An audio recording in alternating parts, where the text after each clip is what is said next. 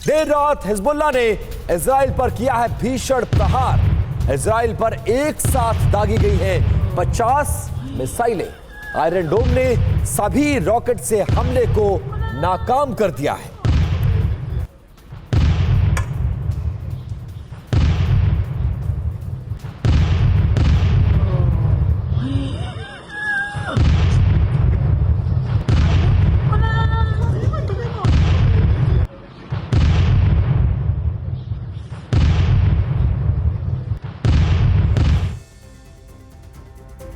और साथ ही उत्तरी इजराइल में रॉकेट से अटैक हुआ। हिजबुल्लाह ने काtyusha रॉकेट से किया है हमला। इजराइल का हमला नाकाम करने का दावा किया जा रहा है। आयरन डोम ने कई रॉकेट भी मार गिराए हैं। ये जानकारी आईडीएफ की तरफ से मिली है।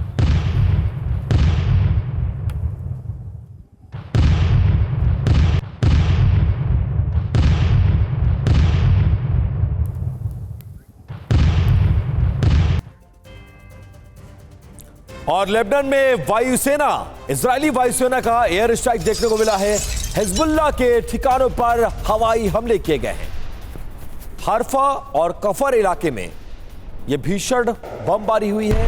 हमले में हिजबुल्लाह को भारी नुकसान पहुंचा है।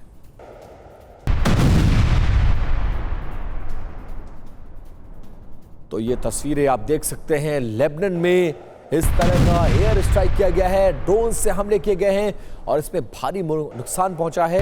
हरफा और कफर का यह इलाका बताया जा रहा है जहां पर यह भीषण बमबारी करके पूरे इलाके को दहला दिया गया है। दक्षिणी लेबनान में आईडीएफ की एयर स्ट्राइक हुई है। हवाई हमले में हिजबुल्लाह का कमांडर भी ढेर कर दिया गया। हिजब कमांडर की कार पर मिसाइल दागी गई। मिसाइल हमले में नाजिया अली मार गिराई गई। देखिए, हवाई हमले में हिजबुल्लाह का कमांडर ढेर हो गया है। एक के बाद एक कई हमले हुए हैं। हिजब कमांडर की कार पर मिसाइल दागी गई और उसके बाद हिजब कमांडर की मौत की खबर है।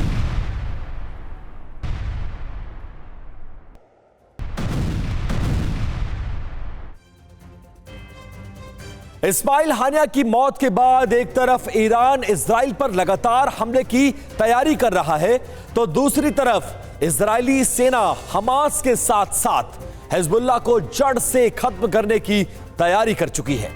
ईरानी प्रॉक्सी पर आईडीएफ का यह बड़ा अटैक देखने को मिला है और यह कहा जा रहा है कि अरब में अब महायुद्ध तय है। इजराइल ने नसरुल्लाह को खत्म करने का पूरा प्लान बना लिया है। हिजबुल्लाह को खत्म करने के लिए उसके गढ़ पर हमला किया जाना है। हिजबुल्लाह के लड़ाकों को चुन चुन कर मारने का पूरा प्लान तैयार किया जा चुका है। हिजबुल्लाह के तमाम ठिकानों पर एयर स्ट्राइक जारी है। दक्षिणी लेबनान के हरफा में हवाई हमला किया गया है। कफर किला के इलाके में फाइटर जेट्स ने जमकर बमबारी की है और हिजबुल्लाह के कमांड सेंटर पर भी आईडीएफ ने बड़ा हमला बोला है। लगातार हमलों से हिजबुल्लाह को भारी नुकसान पहुंचा है। तो ये बड़ी जानकारी हमने आपको दी है और साथ ही ईरान कभी भी कर सकता है इजराइल पर अटैक। इजराइल पर हमले को लेकर ईरान की बड़ी तैयारी है। ईरान को रूस दे सकता है घातक किंजल मिसाइल। किंजल मिसाइल की एंट्री से सर्वनाश तय माना जा रहा है।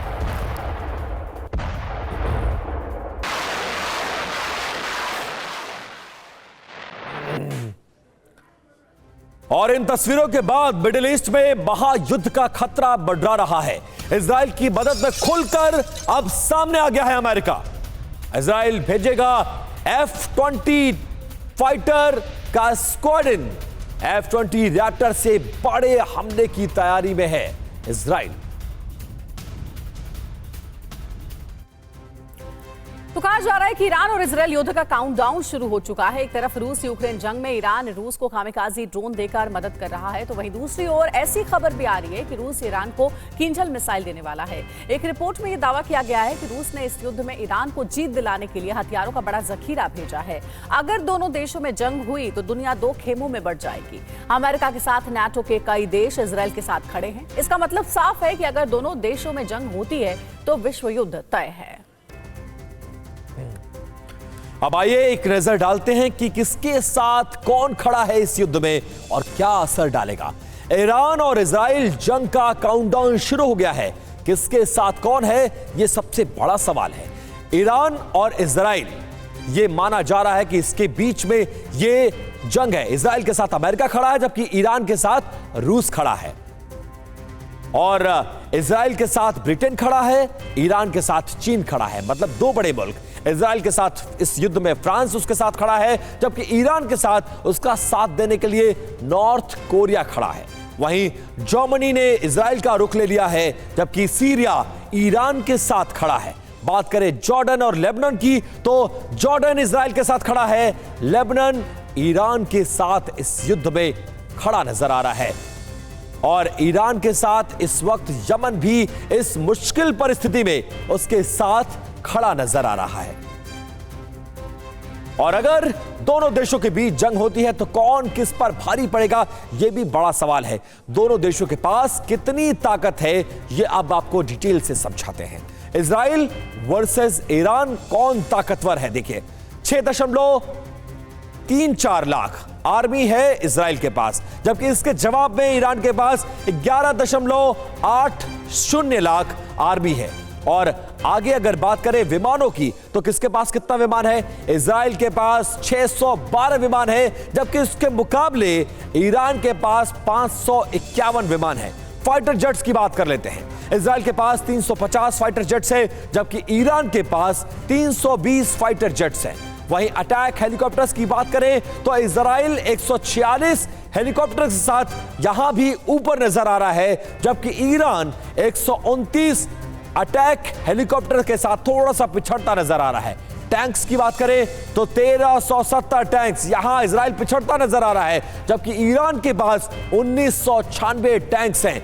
मोबाइल रॉकेट प्रोजेक्टर की अगर बात करें तो 150 इजराइल के पास है, जबकि ईरान के पास 775 मोबाइल रॉकेट प्रोजेक्टर्स शामिल हैं। और आप समझिए, ये वो ताकत का आंकड़ा है जो ये बताता है कि अगर युद्ध का दायरा बढ़ा और अगर इस युद्ध में ईरान की भी एंट्री हुई तो कौन किस पर भारी पड़ेगा, चाहे वो आर्मी हो, अटैक हेलीकॉप्टर्स हो, रॉकेट्स हो। तमाम मामलों में ईरान कहीं से भी इजराइल से पीछे नजर नहीं आ रहा है।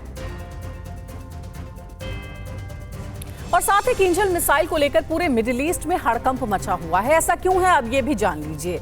पुतिन की किंजल मिसाइल की ताकत क्या है? दरअसल किंजल मिसाइल की रफ्तार बताया जाता है कि 3836 मील प्रति घंटा है। किंजल मिसाइल क्रूज और बैलिस्टिक दोनों फीचर्स से लैस है। जमीन और हवा दोनों जगह टारगेट को खत्म करने की इसमें कैपेसिटी है। तेज रफ्तार की वजह से रडार की पकड़ से ये दूर रहता है। मिसाइल की मारक क्षमता 2000 किलोमीटर की है। तो पुतिन की किंजल मिसाइल की ताकत इतनी ज्यादा है कि इसीलिए अब कहा जा रहा है कि कोई बड़ा हमला हो सकता है रूस की ओर से। और बड़ी खबर, मिडिल ईस्ट में भीषण जंग की आहट के बीच ये बहुत बड़ी खबर आ रही है। लेबनान में अमेरिकी नागरिकों के लिए एडवाइजरी जारी कर दी गई है। अमेरिकी नागरिकों को तुरंत लेबनान छोड़ने के लिए कहा गया है। अमेरिकी दूतावास ने इस संबंध में एडवाइजरी जारी की है। तत्काल टिकट बुक करके लेबनान छोड़ दे अमेरिकी नागरिक। ये बड़ी एडवाइजरी अमेरिकी दूतावास की तरफ से जारी की गई है। और अमेरिका के बाद ब्रिटेन ने भी अपने नागरिकों को लेबनान छोड़ने के लिए कह दिया है। साथ ही ब्रिटेन ने अपने नागरिकों से लेबनान छोड़ने की अपील की है। ब्रिटेन ने अपने नागरिकों से तुरंत लेबनान को छोड़ने के लिए कहा है। ब्रिटेन की कई एयरलाइंस ने 7 अगस्त तक उड़ानें अपनी कैंसिल कर दी है, रद्द कर दी है।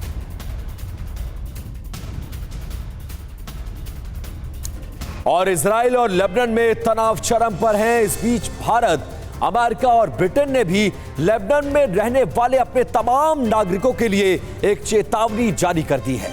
लेबनान पर यूएस यूके का अलर्ट भी इस बीच आ गया है। जंग की आशंका को देखते हुए अमेरिका ने चेतावनी जारी की है कि कोई भी टिकट मिले उसे लेकर तत्काल लेबनान को छोड़कर बाहर निकल जाएं। पैसों की कमी हो तो दूतावास से संपर्क ले करें और उधार ले लें। लेबनान से लोगों को निकालने के लिए सेना नहीं आएगी। अमेरिका ने अपना रुख साफ कर दिया है। कई यूएस एयरलाइंस ने लेबनान की उड़ानें अपनी रद्द कर दी हैं। ब्रिटेन ने भी अपने नागरिकों से तत्काल लेबनान को छोड़ने की अपील की है।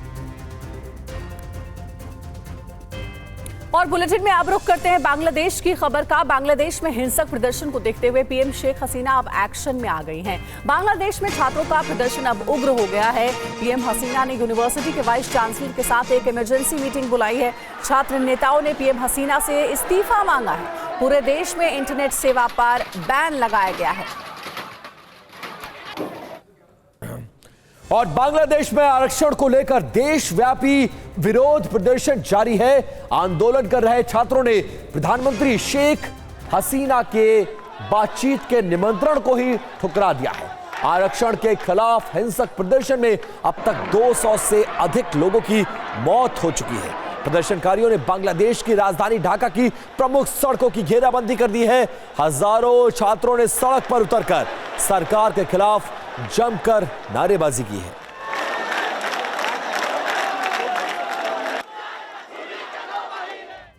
और बुलेटिन में अब खबर है ब्रिटेन से। ब्रिटेन के 15 शहरों में हिंसक प्रदर्शन हो रहा है। हिंसक प्रदर्शन से सुलगा है ब्रिटेन। प्रदर्शनकारियों ने पुलिस स्टेशन में आग लगा दी। 3 बच्चियों की हत्या पर आक्रोश है।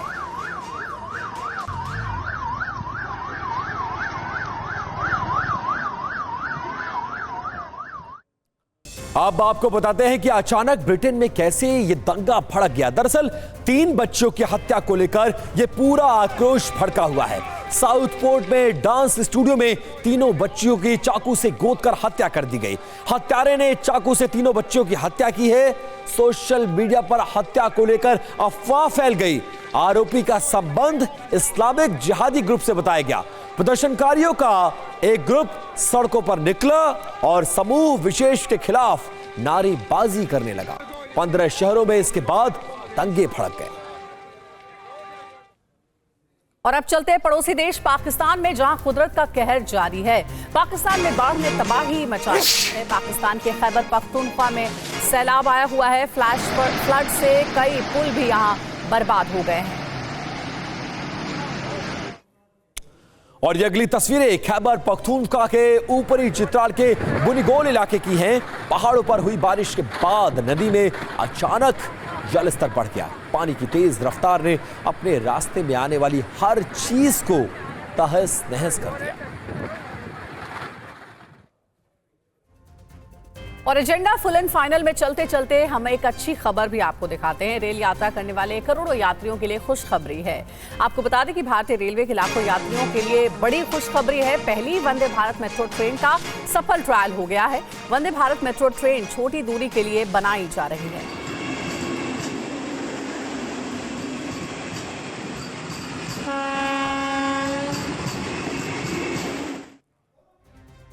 भारतीय रेलवे अपने करोड़ों यात्रियों को एक और बहुत बड़ी सौगात देने जा रही है। भारतीय रेल वंदे भारत ट्रेन के इस बाद वंदे भारत मेट्रो वर्जन को लॉन्च करने जा रही है। कल देश की पहली वंदे भारत मेट्रो ट्रेन का सफल ट्रायल रन किया गया। इसके साथ ही वंदे भारत मेट्रो ट्रेन पटरी पर दौड़ने लगी है।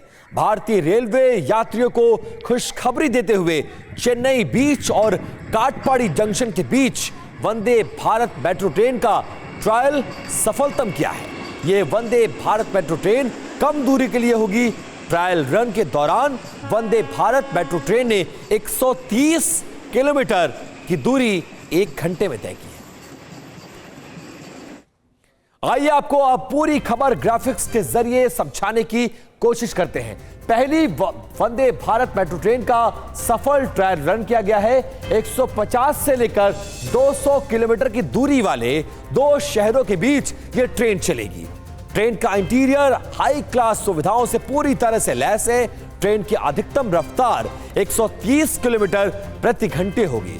मेट्रो ट्रेन कवच ट्रेन एंटी कोलिजन सिस्टम से पूरी तरह से लैस होगा। ट्रेन में ऑटोमेटिक गेट, मोबाइल चार्जिंग सुविधा पूरी तरह से उपलब्ध होगी। सुरक्षा के लिए ट्रेन में सीसीटीवी कैमरे भी लगाए गए हैं। एक कोच में लगभग 100 यात्रियों के बैठने की सुविधा होगी, जबकि 200 यात्री खड़े होकर भी यात्रा कर सकते हैं।